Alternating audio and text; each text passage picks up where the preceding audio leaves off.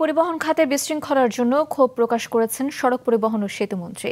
সড়ক পরিবহন উপদেষ্টা পরিষদের সভায় তিনি সিদ্ধান্ত জানান, গুড়িয়ে দিতে হবে ফিটনেসবিহীন গাড়ি, বন্ধ করতে হবে ব্যাটারি চালিত রিকশা।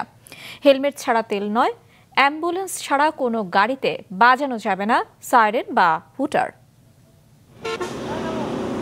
বিভিন্ন সময়ে ভ্রাম্যমাণ আদালত পরিচালিত হলেও রাজধানীতে বহাল তবিয়তে চলছে ফিটনেসবিহীন বাস, যা একদিকে দুর্ঘটনার ঝুঁকি তৈরি করছে, অন্যদিকে সৌন্দর্য নষ্ট হচ্ছে নগরীর। ব্যাটারি চালিত রিকশাও সড়ক মহাসড়কে দুর্ঘটনায় মৃত্যুর সংখ্যা বাড়িয়ে তুলছে। সড়ক মহাসড়কে এমন দুরবস্থা থেকে পরিত্রাণের উপায় খুঁজতে সকালে রাজধানীর বনানীতে বিআরটিএ কার্যালয়ে অনুষ্ঠিত হয় সড়ক পরিবহন উপদেষ্টা পরিষদের প্রথম সভা। বিআরটিএ কি নাকে তেল দিয়ে ঘুমিয়েছিল? 43 বছর 43 ইয়ার্স ওল্ড গাড়ি, যে গাড়ি অ্যাক্সিডেন্ট করেছে সেটা আপনাদের নজরে পড়েন। এরকম লক্কর ঝক্কর বাসগুলো দেখলে মনে হয় না বাংলাদেশের কোনো অগ্রগতি হয়েছে।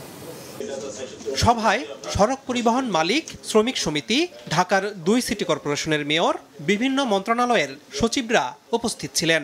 2 মেয়র ব্যাটারি চালিত রিকশা বন্ধ করতে পরামর্শ দেন, আর সড়ক পরিবহন মালিক সমিতির পক্ষ থেকে ফিটনেসবিহীন বাসের বিরুদ্ধে ব্যবস্থা নিতে বলা হয়। ফিটনেসবিহীন মেয়াদ উত্তীর্ণ গাড়িকে স্ক্র্যাপ করা হোক। আমি বারবার বিআরটিএ চেয়ারম্যানকে বলছি, আপনারা 2-4-10টা আগে স্ক্র্যাপ করেন, এটা দেখুক সারা দেশ, তাহলে বাকিরা ভয় ভেঙে দেবে। গা শিউরে ওঠে, তারা পা উঁচু করে পূর্ণ দমে এই রিক্সা বলেন আর অন্য বাহন বলেন ব্যাটারি চালিত তারা চালাতে থাকে, তাদের কোনো নিয়ন্ত্রণ নাই। ডিসিশন আমার মনে হয় আসা দরকার যে ঢাকা শহরে কোনো ধরনের ইজি বাইক চলবে না। পরে মন্ত্রী কিছু সিদ্ধান্তের কথা জানান। আমার প্রোটেকশন গাড়িতে হুটার বাজানো আমি বন্ধ করে দিই।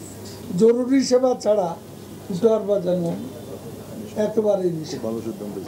No helmet, no fuel. যে গাড়ি স্ক্র্যাপ করার যে সিদ্ধান্ত, যে প্রস্তাব এসছে, সেটা আমরা সমর্থন করতে পারি। সিটিতে যাতে এসব ব্যাটারি চালিত গাড়ি না চলে। এসব সিদ্ধান্ত বাস্তবায়নে সংশ্লিষ্টদের কঠোর হবার নির্দেশ দেন সড়ক পরিবহন ও সেতুমন্ত্রী। আনোয়ার হোসেন, মাছরাঙা সংবাদ, ঢাকা।